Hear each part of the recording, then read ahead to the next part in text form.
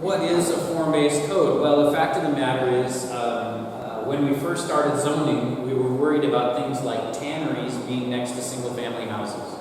So old Euclidean zoning focused a lot on separating uses. This goes over here, this goes over there. So we got little pods of housing, little pods of commercial development, little pods of office, little pods of industrial. And we weren't very good at mixed use. And so existing regulations aren't really terribly good at mixing of uses. River Arts District is a great example of a wide variety of kinds of things. You've got retail in there, you've got arts, you've got industrial still in there. There's all kinds of things in there. It is typically more visual. This happens to be a piece out of the South Waterfront Code in Knoxville, Tennessee. But usually it includes lots of pictures. And the pictures really help because when code language was originally written, it was all for the attorneys. Right? It was all to be interpreted and whatever else as text. And that is really difficult then to hand over to an architect or a landscape architect or a land planner or an urban designer and say, you know, come up with a concept for me. And they've got to go and translate all of those words into something visual. That's just not their world. So the form-based code is also typically a much more visual kind of document. When compared to conventional zoning, it's not that we lose use and density. Well, we may lose density, but it's not that we use controls on use. But they're just not the number one thing that we care about.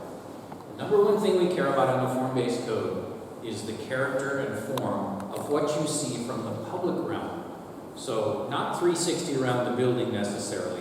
Really the space that you would use as a pedestrian, as a bicyclist, as a driver down the roadway, right? So it's the facade of the building, it's the streetscape, and the street itself. Those are the components that would typically go into a form-based code. So right now, this is your existing ordinance, and I think we pulled a great page with some graphics here for you. And this is Haywood. So just an example of the fact that it can get better. This one can be even better than that if we can figure out how. The fact of the matter is that form-based codes are focused on plan implementation.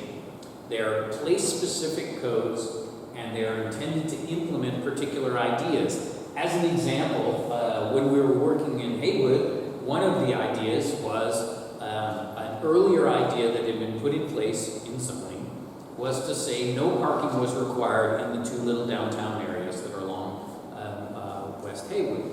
And that was great, except what came along with that was 7 stories in height. And if we had left 7 stories in height in those places, all of the 2-story and 1-story buildings that are there now would probably be replaced over time. And that was not what anybody in the community really wanted in those cute little downtown areas.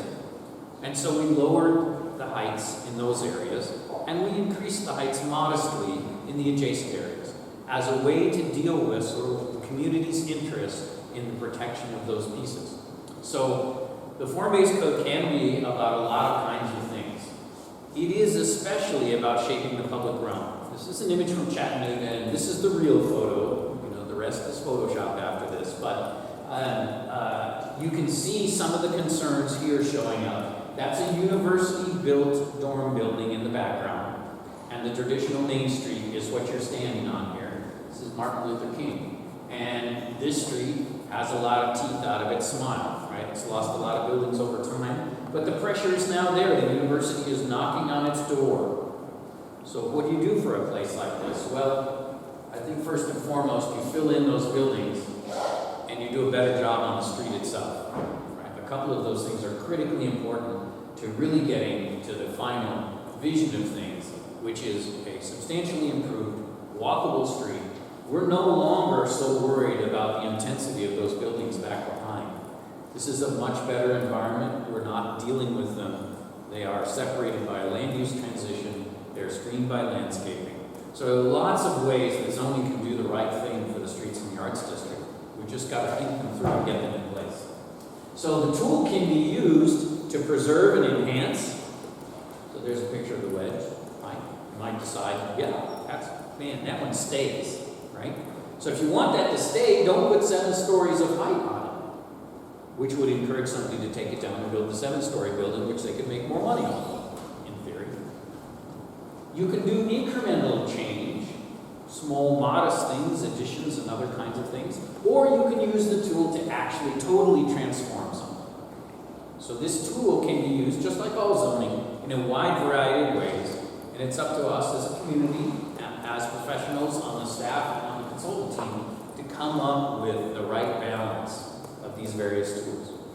So, some important things about zoning.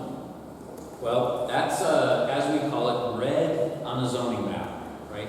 Almost always commercial is red. So there's red on the zoning map. But this is also red on the zoning map. And if we actually care about whether it's this or this, we have to tell people so. So we have to control the form. This is the same use. It might even be the same square footage in the end. It might be all the same things, but it's not the same at all. So if we like one better than the other, we have to ask for this one. So how do you ask for this one? Well, you get the building placement right. That's very important. You pull the building up towards the street. When the building sits back from the street, we have wasted infrastructure out here. Where's the shopper? The shopper's in front of the shop windows in there. What's this? I don't know who this is for. I don't know who sleeps on those benches at night, but it's not anybody who's doing any good for these people, either in the adjacent building or for us as a community. So this is a much more functional, viable, economically valuable street front than this one, even though this one has a high investment in streetscaping. Parking location. Little Trixie on her big wheel is going to get creamed on this block. She's not allowed out of the house. She's got to drive that thing around the backyard, I guess. Whereas there is the same use pulled up to the street. Slightly different architecture, etc. But really, did we really need to have all of those garage doors and driveways? It's an open question. Building height. This is a fascinating one. If you regulate height in feet, what do you get? You get Paris and Washington, D.C. You get South Lake, Texas, right? One height. Everybody maxes out to it. If you regulate in feet and stories, there is some chance that buildings will actually come in at different heights. So it's a way of thinking about things that can be helpful. The main thing about height is you don't want too much difference, right? If we meant to keep this house, we should have stepped that building back, right? We should have lopped a piece off of it on the side in order to be at about the same height as the house next door. Windows and doors. Well, you would think we didn't have to ask people to put windows and doors on buildings, but actually we do. This is Streeterville in Chicago. This is a highly walkable environment that is filled with a huge podium for a huge tower that's dead or in the line. The final thing is use. One of the things that form-based codes have sort of broken ground on is ground floor uses versus upper story uses. In the old days, we knew all about that, right? But that's kind of fallen by the wayside. Now we've gotten to the point where we understand we actually want residential or office in the upper floors. We can code for it separately from the retail on the ground floor. So one of the final things is the character of streets. This happens to be a street in Alexandria, Virginia. I don't know, anybody ever visited Alexandria? Great, a few. Alexandria is, in most people's minds, an immensely walkable, beautiful, delightful city. This street in the morning carries an immense amount of traffic into DC, and in the evening, again, an immense amount back out. And yet, it is still a livable, manageable street. Part of it is parking management. That lane is controlled right there, so that earlier in the day, while people are inbound, no one is parking in it. Right? Tow truck comes and yanks you out of it if you stay 5 minutes past, 7 a.m. in the morning or whenever they change it. So management is part of it, but also infrastructure is part of it. The fact that there is a safe place for the pedestrian to stop in the center of the street, the fact that we have street trees here, there are lots of good things going on here. So if you want clear, predictable results out of your zoning, if you want these streets with parallel parking, as in the top example, angled parking in the bottom example, or in this case, if you want these kinds of buildings, street fronting, certain height, etc., then that's what's got to be in your code, right? And if you're not showing that to people, then they won't understand what the rules do.